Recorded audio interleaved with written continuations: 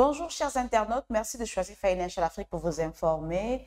Bienvenue à tous dans PIB Produit Info Brut qui fait aujourd'hui un gros plan sur l'Alliance africaine pour le commerce électronique avec son président, M.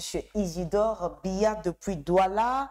Monsieur Biya, vous êtes économiste des transports titulaire d'un master en administration économique et sociale obtenu à l'Université de Lille 3 et d'un diplôme d'études supérieures spécialisé en transport international délivré par l'Université Paris 9 Dauphine. Vous comptez une trentaine d'années d'expérience dans la facilitation des échanges et du commerce transfrontalier. Votre expertise avérée vous vaut d'être régulièrement sollicité par de nombreux organismes nationaux et internationaux. Au niveau international, vous êtes l'un des membres fondateurs de l'Alliance africaine pour le commerce électronique, organisation panafricaine et des guichets uniques dont vous êtes depuis 2017 président du comité exécutif. Merci d'être avec nous sur PIB. Bonjour, je vous remercie. Président, nous voulons découvrir ce que c'est que l'Alliance africaine pour le commerce électronique. Parlez-nous des grandes lignes, parlez-nous de cette entité dans les grandes lignes de son activité. Bien, permettez-moi tout d'abord de vous remercier pour l'intérêt que vous nous accordez, parce que c'est vrai que c'est toujours une occasion pour nous de faire parler de l'Alliance africaine pour le commerce électronique. Alors, sachez que l'Alliance a été créée le 13 mars à Addis Abeba grâce à la Commission économique des Nations unies pour l'Afrique. C'est une association, une organisation panafricaine qui compte actuellement une vingtaine de pays membres. Nous avons donc développé, nous avons donc souhaité créer entre ces différents membres, ces différents pays, un cadre d'échange et de partage sur la facilitation du commerce, avec comme objectif promouvoir le concept de guichet unique national et régional, en conformité, bien entendu, avec les recommandations des institutions internationales. Alors, notre objectif, enfin, nous avons plusieurs objectifs, mais un des objectifs majeurs de notre organisation, c'est de fluidifier le commerce et de permettre aux pays africains d'être plus compétitifs sur le marché mondial. Ce n'est pas une mince affaire, comme vous pouvez vous en douter, parce que nous avons la même problématique dans tous les pays africains, celle des procédures administratives très lourdes, des tracasseries de tous ordres, etc. etc. Donc, nous avons donc créé ce cadre-là, non seulement pour échanger nos expériences, mais également contribuer auprès de nos gouvernements, de nos États, à cette facilitation des échanges intra-africains pour l'amélioration éventuellement de la compétitivité des économies africaines. C'est parce qu'il y avait effectivement cette lagune qu'un certain nombre de pays fondateurs se sont mis ensemble. Et parmi ces pays fondateurs, vous avez le Cameroun, le Ghana, le Gabon, Madagascar, le Sénégal, bien entendu, puisque le siège de l'Alliance est au Sénégal, le Maroc, le Togo. Ils sont, j'ai dit, une vingtaine de pays tout à l'heure. Je ne vais pas tous les citer, mais ils se reconnaîtront. Et donc, c'est ces pays-là qui ont donc décidé de la création de cette association panafricaine. Alors, la AACE a pour objectif primordial de fluidifier le commerce, positionner le continent africain à l'échelle mondiale. Quel impact cette entité a aujourd'hui sur les échanges commerciaux sur le continent? Tout à fait. Alors, notre organisation promeut, comme je l'ai dit en termes de mon intervention, le concept de guichets uniques nationaux et, à terme, des guichets uniques régionaux. Alors, dans certains pays africains aujourd'hui, il y a des guichets uniques qui existent et qui participent véritablement à la facilitation des opérations du commerce extérieur. Je pense notamment au guichet unique du Sénégal, du Cameroun, du Maroc, etc. Et donc, nous avons estimé qu'ensemble, en partageant nos expériences, nous pouvions non seulement sensibiliser les autres pays africains qui n'ont pas encore de guichet unique, mais effectivement nous enrichir mutuellement, ce qui est le cas aujourd'hui.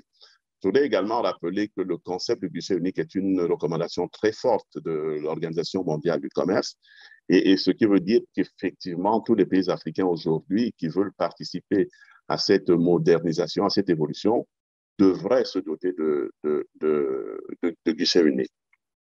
Alors, conscient donc de la lacune qui existe ou qui existait, parce qu'aujourd'hui, il y a eu quand même pas mal d'évolutions, nous nous sommes engagés dans une espèce de bataille scientifique, c'est-à-dire nous qui avions, c'est des guichets uniques qui avaient déjà une certaine expérience pratique de guichet unique, se sont donc engagés dans une bataille scientifique pour permettre aux autres pays également de s'arrimer, de mettre en place des guichets uniques. Et à ce niveau, je ne vais pas citer toutes les réalisations qui ont été faites à ce jour, mais nous avons élaboré, par exemple, le guide de mise en place de guichets uniques en partenariat avec la Commission des Nations Unies. Nous avons eu un appui de la Commission des Nations Unies pour élaborer ce guide. Ce guide permet aujourd'hui à tous les pays africains qui souhaitent mettre en place des guichets uniques de s'inspirer des bonnes pratiques, des exemples existants, et effectivement de gagner du temps et de mettre en place des guichets uniques. Ce guide, qui est vraiment un document que nous pensons très, très utile et très important, est régulièrement actualisé parce que notre concept des guichets uniques évolue, comme vous pouvez vous en douter, avec l'évolution des technologies, de l'information et de la communication. Voilà en fait un impact que nous avons, si vous voulez, un des premiers impacts, un premier rôle que nous jouons grâce à l'association, à l'Alliance africaine pour le commerce extérieur. Nous avons également organisé plusieurs ateliers de sensibilisation sur le concept du guichet unique dans plusieurs pays africains. Nous avons eu, toujours grâce à l'appui de l'UNECA, la possibilité d'aller dans différents pays pour sensibiliser, pour les informer, pour les amener, comme je disais tout à l'heure, à s'arrimer à ce concept. Voilà un peu, je pense, ce que je peux considérer comme l'impact, comme vous l'avez, la question que vous avez posée par rapport à l'Alliance africaine, pour le commerce électronique. En vous entendant parler, on se rend compte que la tâche, elle est lourde. Rencontrez-vous des difficultés? Si oui, lesquelles? La tâche est lourde, oui et non. Elle est lourde parce que c'est un concept nouveau, parce qu'effectivement, tout ce qui est nouveau suscite, comme vous pouvez vous en douter, quelques réticences ou quelques observations, parce que tout le monde ne suit pas spontanément toutes les évolutions. Mais je ne préfère pas parler de difficultés, je préfère parler, si vous voulez, des conditions qu'il faut remplir, des prérequis plus exactement, parce que nous sommes engagés dans une démarche novatrice, ce qui suppose donc un certain nombre de conditions à remplir pour être efficace, pour contribuer véritablement à la facilitation des opérations du commerce extérieur, des opérations du commerce transfrontalier. Alors, parmi ces prérequis, ces conditions, vous avez déjà la réforme de la réglementation. Je pense qu'il est important qu'aujourd'hui, tous les pays, effectivement, réfléchissent ou évoluent vers une révision de la réglementation. La réglementation actuelle de nos pays est basée sur les transactions papier. Nous sommes en train de parler de digitalisation, de numérisation, donc ça veut dire qu'il faut à ce niveau-là que la réglementation également évolue.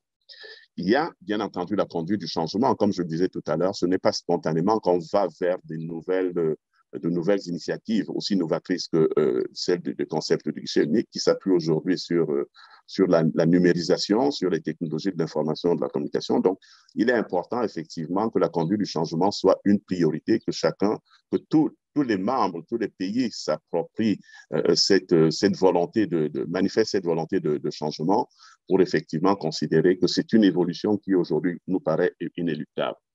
Vous avez également la modernisation des infrastructures. Là également, ça nécessite que nous mettions en place des outils modernes.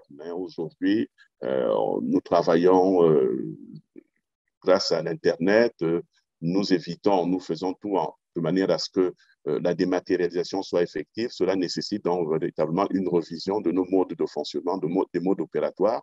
Et ça nécessite donc qu'on modernise nos outils de travail.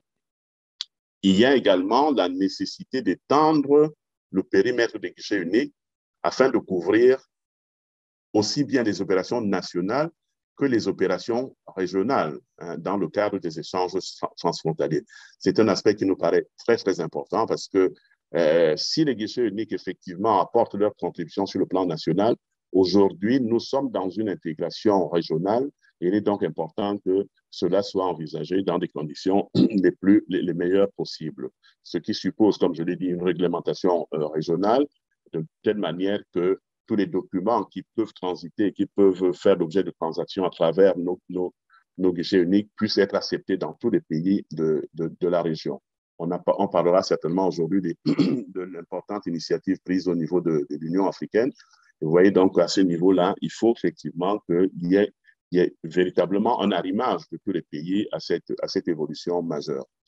Donc, pour répondre vraiment plus simplement à votre question, pour moi, je ne considère pas cela comme des difficultés, je considère cela comme une réelle volonté d'adhérer à tout ce qui paraît aujourd'hui, tout ce qui est aujourd'hui considéré comme des évolutions majeures. Des échanges inter- et intra-régionaux, quel est le regard que l'AAECE a sur la ZLECA, la zone de libre-échange africaine? Tout à fait. Ben, je pense qu'effectivement, pour nous, nous considérons au niveau de l'Alliance que c'est une véritable révolution hein, qui a été engagée par l'Union africaine.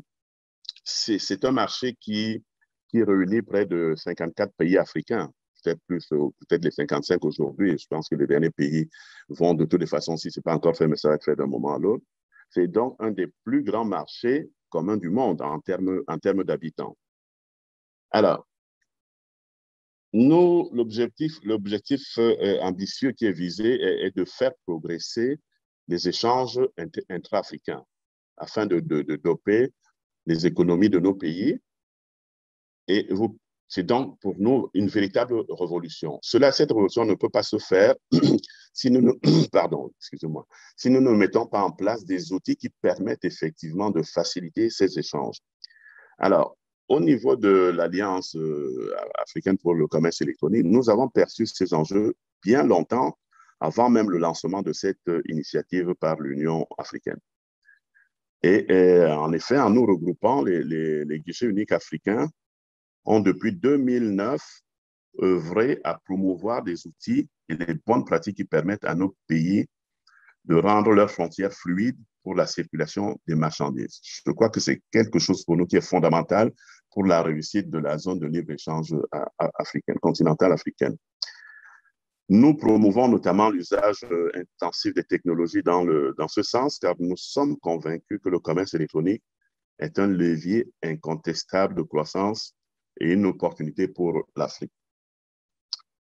Nos actions contribuent à la suppression des obstacles techniques et non tarifaires au commerce, à la simplification des processus, à la digitalisation des paiements et pour permettre aux opérateurs économiques de développer des chaînes de valeur sûres et pérennes avec de bonnes marges de progression.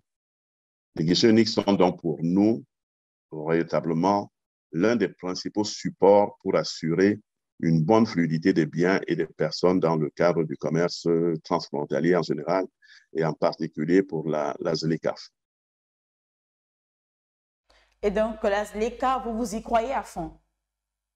Nous y croyons à fond. Non seulement nous y croyons, mais nous nous sommes rapprochés de l'Union africaine pour justement leur dire que les réflexions que nous menons depuis un certain temps peuvent apporter une valeur ajoutée à cette initiative très, très importante, structurante pour l'Afrique.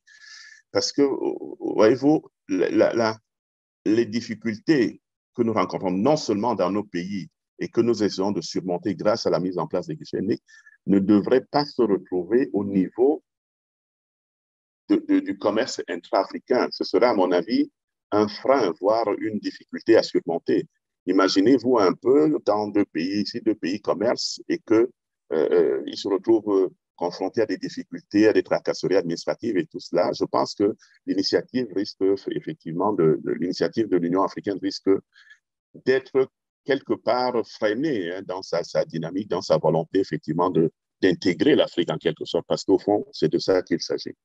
Alors, donc, nous y croyons à fond, nous y croyons, nous nous sommes rapprochés de l'Union africaine. Nous avons organisé dernièrement un webinaire avec des sommités, vraiment des participants, des panélistes très, très importants, y compris ceux de l'Union africaine, où nous avons échangé sur les modalités, justement, de pouvoir contribuer, de pouvoir apporter notre modeste contribution à la réussite de cette initiative. C'est pour vous dire à quel point nous y croyons. Pour finir avec vous, M. Biya, quelles sont les perspectives de l'Alliance africaine pour le commerce électronique? Alors, en termes de perspective, hein, nous sommes engagés dans un certain nombre de chantiers qui sont très importants. Bon, je ne vais pas revenir là-dessus, hein. Si vous avez la possibilité de consulter notre site Internet ou nos comptes sur les réseaux sociaux, vous verrez un peu ce que les initiatives que nous prenons, les chantiers sur lesquels nous sommes engagés. Mais je voudrais insister sur une initiative qui est soutenue par la Banque africaine de développement, qui nous paraît véritablement pouvoir contribuer à l'initiative de l'Union africaine. Nous sommes effectivement en train de finaliser la mise en place d'une plateforme d'échange électronique de documents commerciaux que nous avons appelée African E-Trade Hub et un hub de portail d'information commerciale.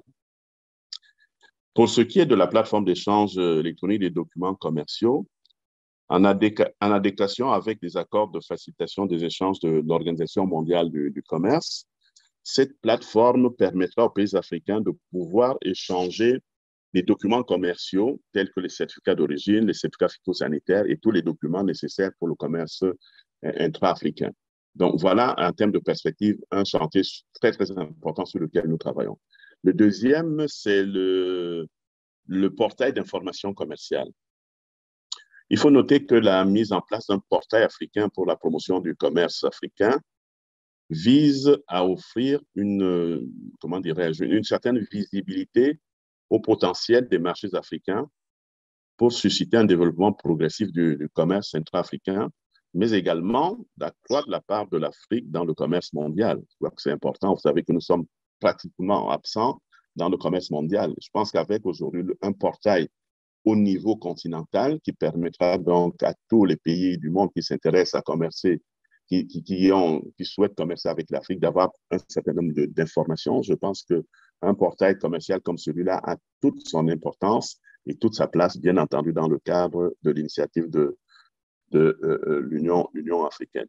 Voilà, je sens vraiment rentrer dans les détails techniques. Les deux chantiers, ils nous paraissent très, très importants en termes de perspectives sur lesquels nous sommes aujourd'hui activement, nous nous attelons activement et avec l'appui très, très important de la Banque africaine de développement. Parce que ce projet que je viens de décrire s'inscrit véritablement dans la dynamique de mise en œuvre concrète de la zone de libre-échange continentale et permettra aux acteurs du commerce de profiter des avantages offerts par la dématérialisation des procédures en termes de gain de temps et de réduction des coûts. Parce que nous parlons de numérisation, de dématérialisation, de digitalisation. Donc voilà des comportements que nous mettons en place et qui contribueront donc à cette initiative. Monsieur Isidore Biya, merci de nous avoir fait découvrir l'Alliance africaine pour le commerce électronique que vous dirigez depuis 2017. Ça a été vraiment un plaisir pour nous de vous recevoir dans PIB. C'est moi qui vous remercie. Et à chaque fois qu'on aura l'occasion, effectivement, nous sommes là, nous sommes disposés à en parler davantage. C'est vrai que quelques minutes ne suffisent pas pour parler de tout ce qui est fait, de toutes les initiatives qui sont envisagées, mais surtout, je veux dire, de notre ambition africaine, sud-sud, si vous voulez, pour qu'effectivement, nous soyons les propres acteurs de notre développement. Merci. Je vous remercie. Merci beaucoup à vous. Merci également à vous, chers internautes, pour la fidélité renouvelée. Le prochain rendez-vous pour la prochaine. D'ici là, portez-vous bien.